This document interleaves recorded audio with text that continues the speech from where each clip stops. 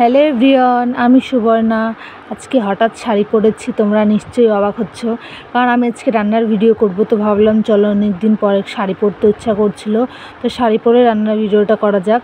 তো আজকে কী রান্না করব চলো তোমরা দেখতে থাকো, তারপর আমি বলছি কী রান্না করব। তো এদিকে আমি 2টো ডিম ফাটিয়ে নিয়েছি, তো এর মধ্যে দিয়ে দেবো আমি 2 চামচ চিনি।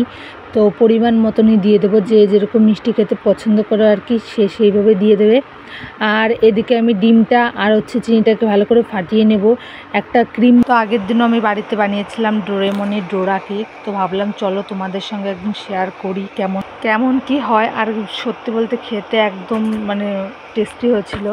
আর এইদিকে তোমাদের সঙ্গে কথা বলতে বলতে এর মধ্যে দিয়ে দেবো 2 চামচ সাদা তেল, যে তেল রান্নার ইউজ হয় সেই তেলই দিয়ে দেবো। দিয়ে এখন এই 3টে জিনিসকে ভালো করে মিক্স করতে হবে। আর এটাতে ফাটানোটা মেইন, যে যেই পরিমাণে বেশি করে ফাটাতে পারবে জিনিসটা সেই আরও টেস্টি হবে বেশি আর নরম হবে বেশি। আর এদিকে আমি অল্প অল্প করে ময়দা দিয়ে দেবো, ময়দা দিয়ে ভালো করে মিক্স করে নেব। তো এরপরে আমি সবটুকুনি ময়দা ঢেলে দেওয়ার পরে দুধ দিয়ে দেবো, দুধ দিয়ে ভালো করে মিক্স করে নিতে হবে। আর এটাকে যত ভালো করে তোমরা ফাটাতে পারবে জিনিসটা আরও ভালো খেতে হবে, টেস্টি হবে।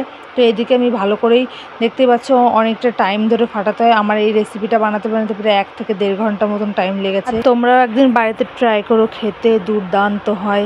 অনেকে বাচ্চাদের টিফিনেও বানিয়ে দেয়। আর এটাকে আমি এখন 10 মিনিট রেস্টে রেখে দেবো, বাইরে রেখে দেবো, ফ্রিজে আমি রাখবো না। এদিকে আমার 10 মিনিট হয়ে গেছে তোমাদের সঙ্গে কথা বলতে বলতে। এখন আমি ডোরেমনের ডোরা কেকটা বানাবো, আর তোমরা চলো দেখতে থাকো কতটা। এইদিকে আমি একটা ফ্রাই প্যান নিয়ে নিয়েছি, আর ফ্রাই প্যানে হালকা পরিমাণে তেল দিয়ে তেলটাকে টিস্যু দিয়ে মুছে নিতে হবে। আর এদিকে আমার গলা ভেঙে গেছে, আমি বলতেও পারছি না। আর এদিকে 1 চামচ মতন দিয়ে দেবো আমি ব্যাটারটাকে।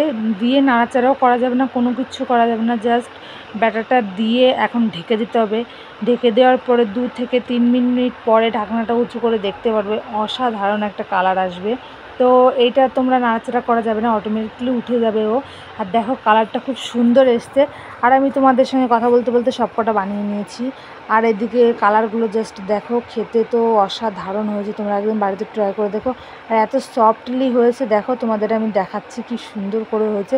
যেহেতু আমি রান্না সত্যি কথা বলতে আমি কিচ্ছু পারি না, তো অনেক জিনিস দেখে বা অনেক ইউটিউব থেকে দেখে আমি ট্রাই করি, বাট আমার কাছে খুব সুন্দর হয়। প্রথমলি ট্রাই করলেও আমার কাছে খুব ভালো হয়।